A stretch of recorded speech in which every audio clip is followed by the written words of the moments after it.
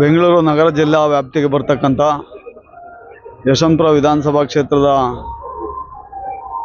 ಹಳೆ ಉಲ್ಲಾಳು ವಾರ್ಡಿನ ಸೊಣ್ಣೇನಹಳ್ಳಿ ಗ್ರಾಮದಲ್ಲಿ ಪುರಾತನ ಕಾಲದಿಂದ ನೆಲೆಸಿರ್ತಕ್ಕಂಥ ಶ್ರೀ ವೀರಾಂಜನೇಯ ಸ್ವಾಮಿ ದೇವಾಲಯದಲ್ಲಿ ಸುಮಾರು ವರ್ಷಗಳಿಂದ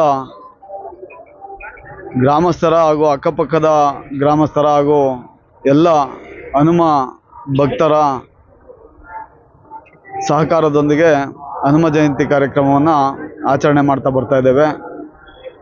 ಪ್ರತಿ ವರ್ಷ ಸಹಸ್ರಾರು ಸಂಖ್ಯೆಯಲ್ಲಿ ಭಕ್ತಾದಿಗಳು ಬಂದು ಭಗವಂತನ ದರ್ಶನವನ್ನು ಪಡೆಯುವಂಥ ಒಂದು ಪುರಾತನ ಇತಿಹಾಸ ಪ್ರಸಿದ್ಧವಾದಂಥ ವೀರಾಂಜನೇಯ ಸ್ವಾಮಿ ದೇವಾಲಯ.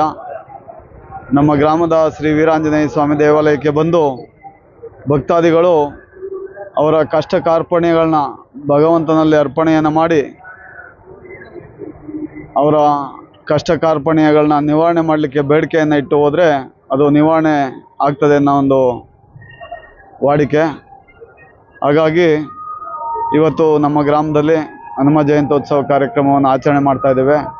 ಈ ಒಂದು ಕಾರ್ಯಕ್ರಮಕ್ಕೆ ನಮ್ಮ ಪಕ್ಷದ ನಾಯಕರು ಹಾಗೂ ವಿಧಾನ ಪರಿಷತ್ನ ಸದಸ್ಯರಾದಂಥ ಸನ್ಮಾನ್ಯ TN ಜಾವರೇಗೌಡರು ಸಹ ಬರೋರಿದ್ದಾರೆ, ಆಹ್ವಾನ ಮಾಡಿದ್ದೇವೆ. ಭಕ್ತಾದಿಗಳು ಸಹ ಸಹಸ್ರಾರು ಸಂಖ್ಯೆಯಲ್ಲಿ ಭಾಗವಹಿಸ್ತಾ ಇದ್ದಾರೆ.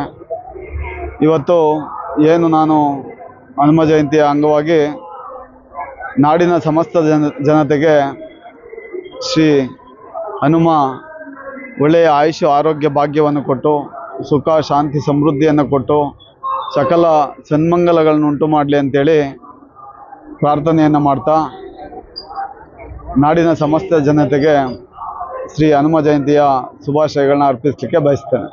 ಎಷ್ಟು ಜನಕ್ಕೆ ಅನ್ನದಾಸೋಹ ಮಾಡ್ತೀರಿ? ಎಷ್ಟನೇ ವರ್ಷ ಇದು? ನಾವು ನಮ್ಮ ಚಿಕ್ಕಂದಿನಿಂದಲೂ ಮಾಡ್ತಾ ಇದ್ದೇವೆ. ನಾವು ಎಷ್ಟು ವರ್ಷ ಅಂತೇಳಿ ಏನು ಲೆಕ್ಕಾಚಾರ ಇಟ್ಕೊಂಡಿಲ್ಲ.